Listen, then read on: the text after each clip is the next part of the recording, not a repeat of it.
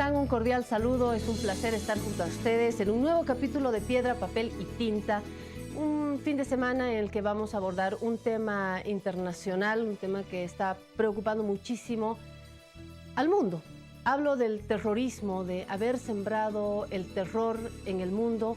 Esto tiene una explicación larga, pero tiene manifestaciones recientes que sin duda han provocado muchísimo debate. Pero antes quiero decirle que si usted tiene una hora disponible, que nos acompañe hasta el final, porque en la segunda etapa, junto a mi colega Lucía Sauma, hablamos de las redes sociales, cómo vivimos con las redes sociales, cómo nos informamos o nos desinformamos, qué hacemos con nuestros grupos de WhatsApp, cuánto nos alejamos del mundo real por estar navegando en las redes. Todo esto en la segunda parte con Lucía Sauma. Decía que en esta primera parte hablamos de terrorismo, hablamos de la situación, sobre todo en Europa.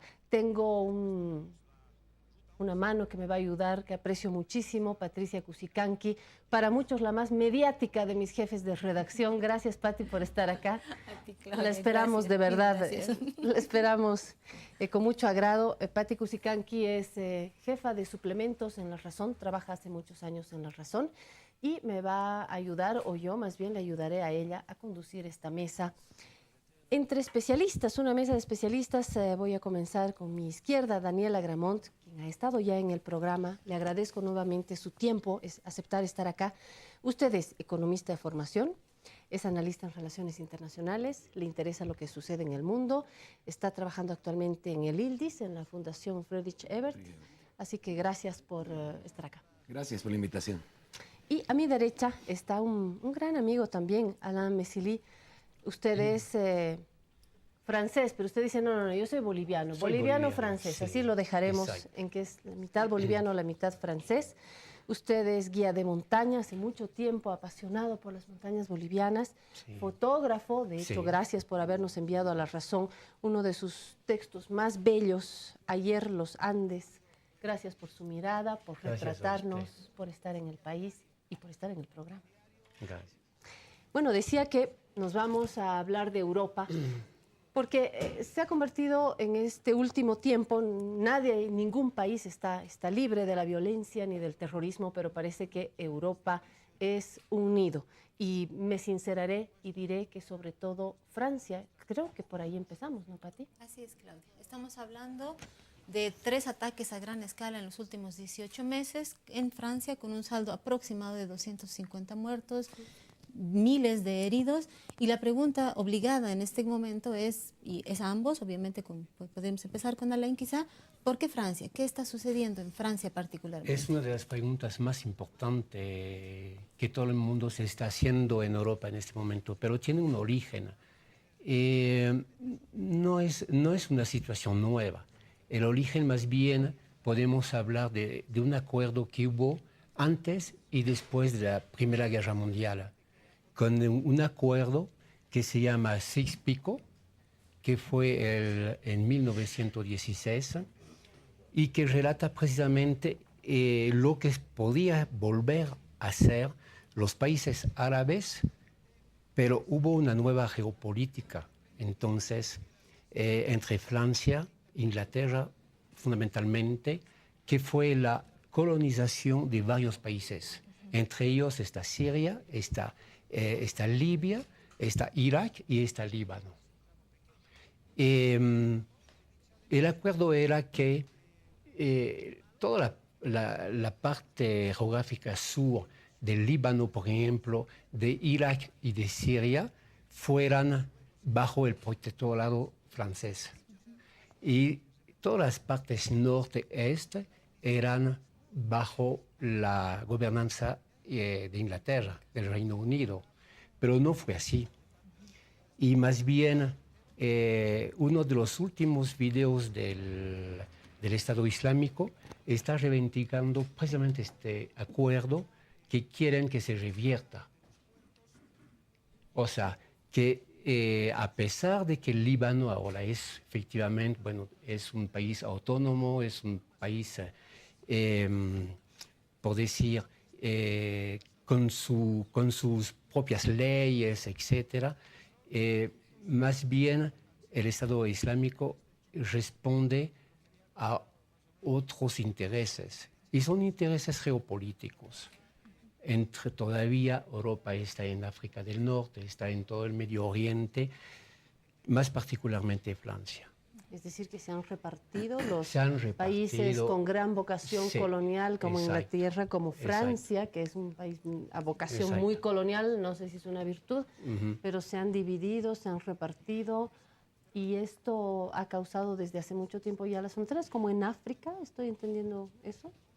No sé si usted Bueno, lo en el firma, caso ¿no? del Medio Oriente, ¿no? Como lo menciona, es más dramático aún porque, claro, esta frontera fue el acuerdo entre dos países, un pacto de caballeros de cómo iba a ser esta colonización, interesados más que nada en el petróleo, y qué es lo que, el núcleo de lo que está reclamando que es mejor creo llamarle el Daesh, autoproclamado Estado Islámico, porque obviamente eso es lo que ellos están queriendo mostrar al mundo, que existe efectivamente un Estado Islámico y que es la verdadera frontera y que parte también de la autodeterminación del pueblo en estos lugares, que ocupa parte de Siria, parte de Irak, y que no creen en estas fronteras impuestas y que, no repito, al medio de todo está el petróleo. Ese fue el objetivo desde ese entonces y desde ahora, y que tenemos varios cabezas en Ahora estoy en recordando Siria. que lo había dicho en otro programa, ¿no? Exacto. Para usted es un eje que explica gran parte, ¿no?, de la programación. Exacto, estuvimos aquí con Carlos Carrasco y es los dictadores o más democráticos que tuvieron cada país, que han sido apoyados por ciertas potencias, luego se comienzan a rebelar y ya no lo apoya Estados Unidos, bueno, ahora lo apoya Rusia, o bueno, no lo apoya nadie, pero no van a dejar que él caiga, entonces, bueno, que en Siria siga haciendo lo que quiera, pero yo creo que yo tengo una mejor opción como Occidente para decirle cómo debería ser su país, para decirle cómo debería ser el gobernante, y eso es lo que ha estado fallando durante todo este tiempo. No se encuentra esta mejor opción que Occidente le va a proponer a estos diferentes países, porque bueno, el Estado Islámico, y lo que dice es esto, ¿no? Nosotros tenemos la capacidad suficiente para decidir nuestro territorio, nuestro Estado y los gobernantes. Pero también ahí lo interesante es el apoyo que tienen fuera de la región, ¿no? Porque eso explica en gran medida estos últimos ataques terroristas en Europa, estos recientes, que es mucha población europea y de otros países que se siente atraída por lo que proclaman ellos y que va y se enlista, o últimamente ni siquiera es que se enlista, sino mantiene un contacto electrónico con este grupo terrorista y que puede realizar el ataque sin haberse movido del país.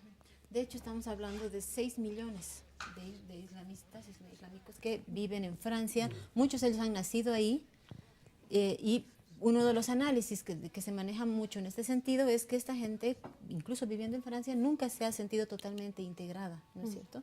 Que puede ser uno de los factores. Quiero añadir algo a lo que dice Patti, que para mí es una explicación fundamental en esto, y es que no ha habido un proceso de integración.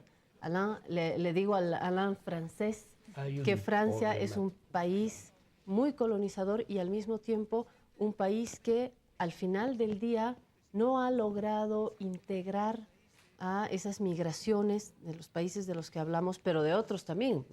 Puedo hablar de África, de América Latina, donde tenemos ya generaciones, donde tenemos personas que han nacido en Francia y que no se sienten franceses porque no los han hecho sentir franceses, por religión, por vestimenta, por color de piel. Entonces eso de la integración me parece que es un discurso en el que autoridades y franceses dicen no se integran como si tuvieran que colarse a... En realidad la integración es de ida y vuelta, ¿no? Perdón, es más complicado todavía porque hay una exclusión, y es una exclusión prácticamente política y social en su conjunto. Sí, bien son como 6 y más todavía ahora millones de musulmanes. Tenemos que recordar que la última guerra colonial francesa, que es la guerra de Argelia, en los años 60, hubo una migración masiva de los argelinos, incluso de los tunecinos, de los marroquíes, etcétera, ¿no? Y eso hace que no solamente esa gente, esa juventud más que todo, porque si vemos quiénes son los terroristas, son de origen de África del Norte, no son de Siria, no son de Libia, no son de Irak, fundamentalmente son de Argelia. El último es argelino, por ejemplo, y también de Tunisia, por ejemplo. Actualmente en Niza, por ejemplo, que es el último atentado que hubo con 84 muertos y 205 heridos, entre los cuales 54 heridos graves. ¿Y niños? Niños también. Además que el patrón del ataque fue totalmente diferente. Antes era suicidas, se autoeliminaban, por decir, ahora es un ataque con camiones. Que iba a morir, sabía, por supuesto, pero el patrón, la metodología ha sido totalmente diferente y nadie se lo esperaba. Tenemos que recordar de que en Niza los servicios secretos franceses calculan que hay como 220 jóvenes entre 18 y 24 que se han ido a combatir en Siria, de los cuales suponen que son unos 120 que han vuelto. Es solamente en Niza, en una población marginalizada de aproximadamente 800.000 árabes, solamente en Niza. Lo cual es muy importante. En París, por ejemplo... ¿Está intentando decir, Alain, que hay explicaciones parciales al mismo fenómeno que no podríamos generalizar? Sí, hay explicaciones, como decía Daniel, efectivamente. Hay una exclusión no solamente muy fuerte, no solamente esa gente no se siente parte del país, porque los tienen marginales en zonas que son zonas muy pobres, afuera de París. ¿La sociedad? No es la sociedad, yo creo que más bien es una intencionalidad política. ¿Estatal? En el fondo. Puede ser estatal, porque esa gente nunca ha sido, y que esos jóvenes son de segunda generación, ¿no es cierto? O sea, que han nacido en París, han nacido en Niza, han nacido en todas partes de Francia, y son jóvenes totalmente desubicados, que no han tenido una escolaridad normal, que no tienen acceso a la universidad, que no tienen apoyo tampoco. La pobreza. Todo esto se resume en la pobreza, ¿no? La exclusión y la pobreza. Sí, bueno, y también se sienten atraídos porque dicen, me voy a vengar de alguna manera, y se están vengando. Pero en esto yo creo que es importante no aumentar a lo que dices, que ya nos está viendo en estos últimos ataques esta componente tan fuerte del Estado Islámico que es el yihad. Ya nos está viendo que eran jóvenes que sí han sido preparados o creen en esto y estaban dispuestos a morir, como tú decías. No, el de Alemania, que es el más reciente, sí, de un joven afgano, la policía lo abatió cuando él estaba tratando de escapar. Entró al tren, comenzó a herir con armas que tenía, un cuchillo, hacha, pero luego quiso escapar. Y él es un refugiado que hace un año entró a Alemania.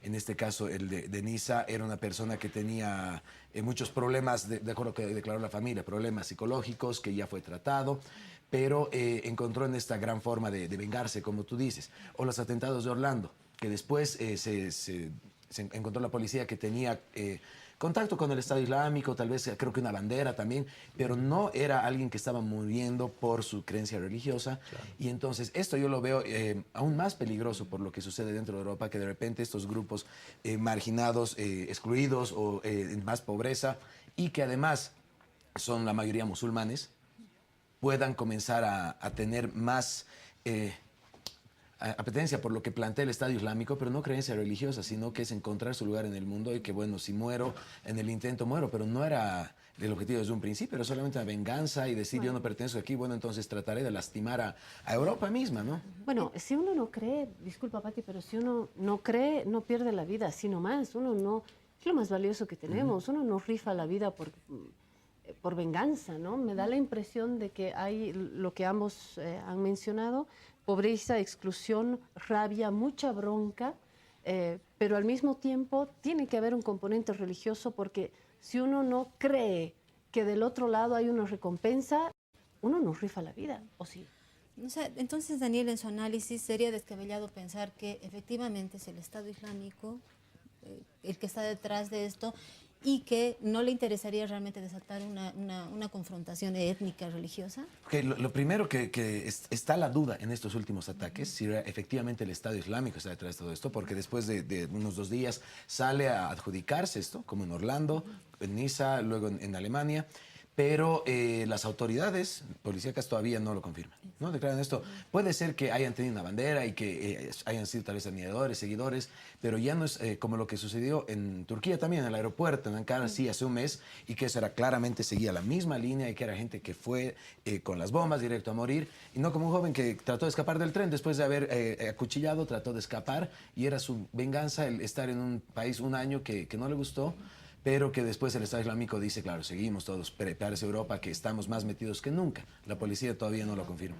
Entonces es sumamente peligroso porque esto escapa absolutamente a todos los controles de inteligencia de los estados. Exactamente, si tú estás en un grupo marginado y de repente puede ser que vayas siguiendo estas líneas del Estado Islámico, que ellos proponen algo más serio, más religioso total, y que es una venganza, y seguir el plan que ellos creen, que definen que es el plan de Alá.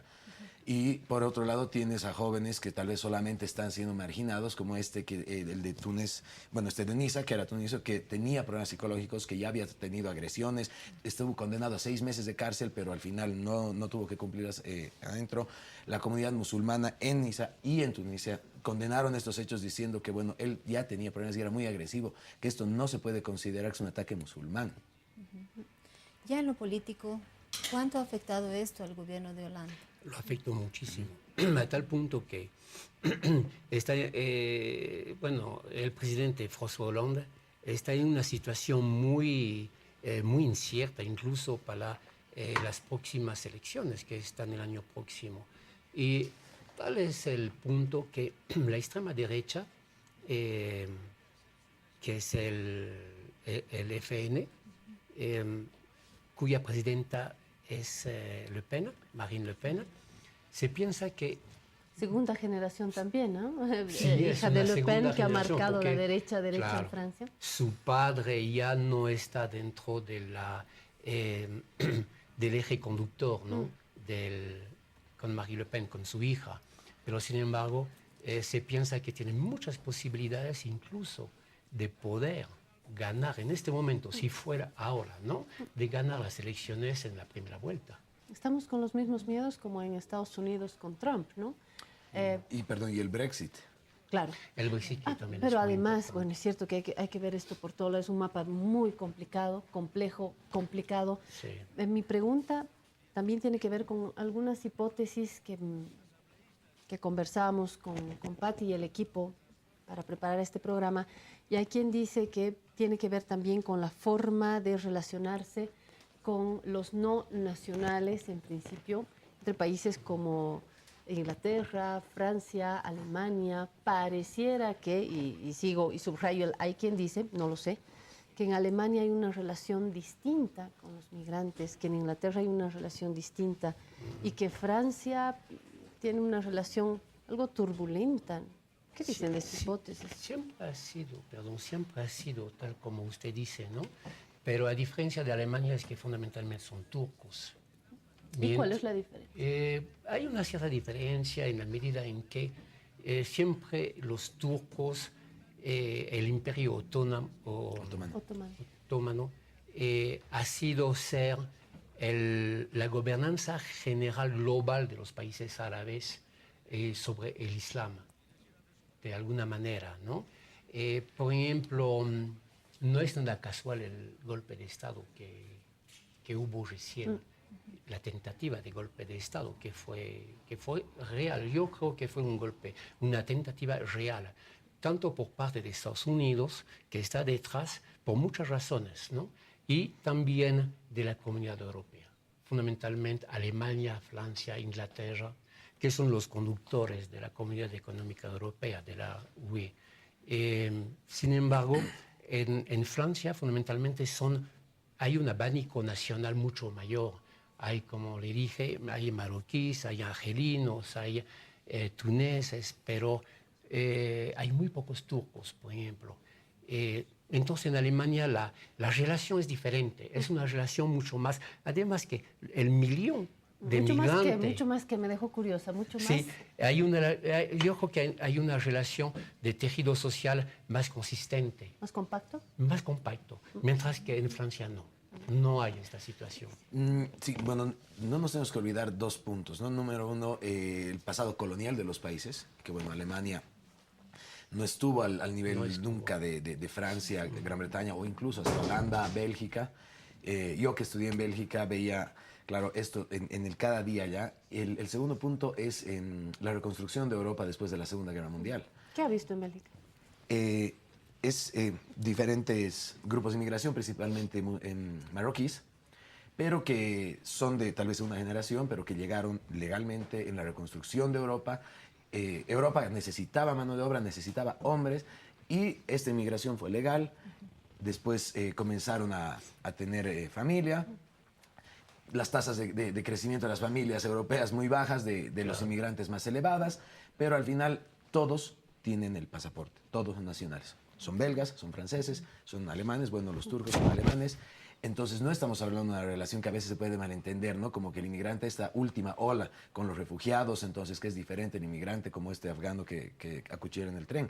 Pero en sí, toda esta reconstrucción y con el pasado colonial de cada país hace que tengan estas diferentes características. Bélgica, por ejemplo, el problema del Congo hasta el día de hoy no lo pueden dejar. O sea, dejamos el Congo y de repente dicen, bueno, estaba mejor cuando estábamos nosotros, ¿qué les parece? Porque están así y la comunidad dice internacional, bueno, ¿y qué están planeando volver? No, pero bueno, ¿cómo ayudamos? Cooperación internacional, dinero, dinero, dinero, tal vez algunas Pero en todo visas. caso, de repente Bélgica se parece más a Francia en la medida en que tienen estas olas, esta historia que deja estas olas de migración y de no integración. En Bélgica lo propio, los barrios y la exclusión con barrios propios, ¿no?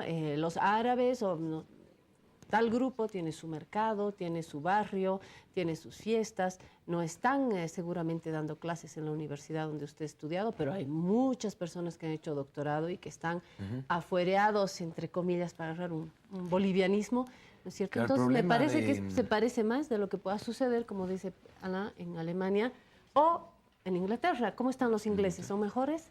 Sí, yo creo que de alguna manera, primero porque hay mucho más hindúes del Islam o no del Islam en Inglaterra, pero hay un filtro que es Francia.